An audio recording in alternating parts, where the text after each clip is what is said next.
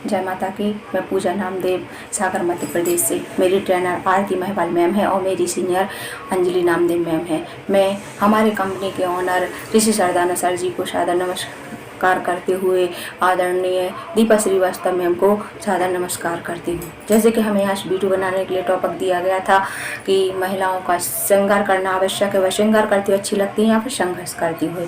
तो मेरा मानना है कि नारियां संघर्ष करते हुए उनका जो अस्तित्व है निखर कर सामने आता है, क्योंकि नारी की वास्तविक सुंदरता उसके श्रृंगार से नहीं, उसके अस्तित्व से होती है। क्योंकि आपने देखा है कि सोशल मीडिया पर कुछ हमारी बहन बेटियां हैं जो अपने सौंदर्य के वीडियो डालती हैं, जो सौंदर्य का अपना प्रदर्शन करती हैं, तो उनके लिए उस हिसाब के कमेंट आते हैं। लेकिन जब कोई नारी सोशल मीडिया पर सामाजिक से जुड़े हुए वीडियो डालती हैं, सोशल वर्क वाले वीडियो डालती हैं, मोटिवेशनल वीडियो डालती हैं, उनको उस हिसाब से कमेंट आते हैं।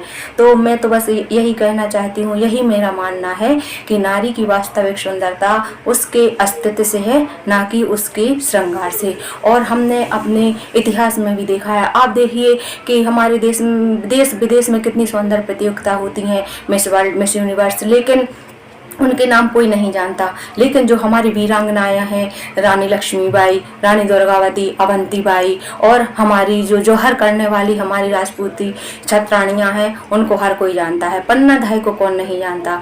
तो इससे यही साबित होता है कि नारियों का अस्तित्व सबसे ज़्यादा आवश्यक है। और आप इतिहास में देखिए कि हमारी जो राजपूतानी छत्राणियाँ थी, उन्होंने अपने सौंदर्य का बलिदान दिया। क्या वो सुंदर नहीं थी? वह कितनी सुंदर थी, लेकिन उन्होंने अपने सुंदर को पीछे रखते उन्होंने अपने अस्तित्व को स्वीकारा और जौहर में अपनी सुंदरता को नष्ट कर लिया।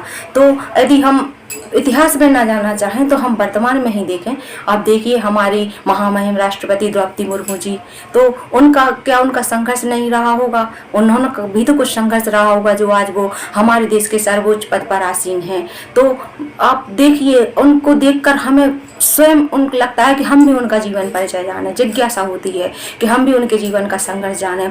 आप मदर टेरेसा को आज कौन नहीं जानता? मदर टेरेसा को उनके सुंदरता से नहीं जाना जाता, उनके श्रृंगार से नहीं जाना जाता, बल्कि उनकी समाज सेवा से जाना जाता है। तो मैं बहनों से कहना चाहती हूँ कि हमारा जो वास्तविक अस्तित्व है वह हमारी सुंदरता से नहीं, हम जो कार्य कर रहे हैं, हम जो सोशल वर्क काम करते हैं, हम जो समाज सेवा के लिए कार्य करते हैं, जो हमारे अंदर छुपी हमारी प्रतिभा है, उससे हमारा अस्तित्व है। ये नहीं कि हमें श्रृंगार नहीं करना चाहिए। श्रृंगार हमारे लिए वरदान है। श्रृंगार हमारे लिए वरदान है। नारियों के लिए प्रकृति सत्ता ने हमें वरदान स्वरूप दिया है, तो हम करें। लेकिन उसके साथ साथ जो हमारे अंदर छुपी प्रतिभा है, जो हमारा वास्तविक अस्तित्व है, हमें उसको कभी नहीं नकारना चाहिए। और जो नारियों को कमजोर समझा जाता है, नारियों का जो एक विशेष श्रृंगार है, उसको कमजोरी के लिए उसको माना जाता है, उसका धन कमजोरी के लिए जाना जाता है। जो कहते हैं कोई कार्य बहादुरी वाला कार्य नहीं कर पाता, तो उससे कहते हैं कि चूड़ियाँ पहन लो।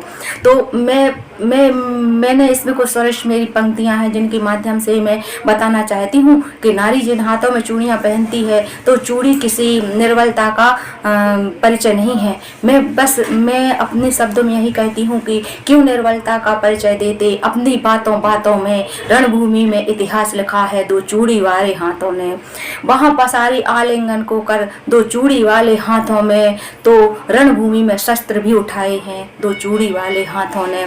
मंदिर में हाथ उठाया अगर फूल चढ़ाने को दो चूड़ी वाले हाथों ने, तो शत्रु दल के शीश भी उतारे हैं दो चूड़ी वाले हाथों ने, दो चूड़ी वाले हाथों ने। इसलिए नारियों को अपने आप को कभी कमजोर नहीं समझना चाहिए और उन्हें अपने सौंदर्य के साथ साथ अपने जो वास्तविक अस्तित्व है उसको भी ध्यान में रखकर आगे बढ़ना चाहिए, कार्य करना चाहिए। इसी के साथ सभी को जय कन्यादान, जय माता की।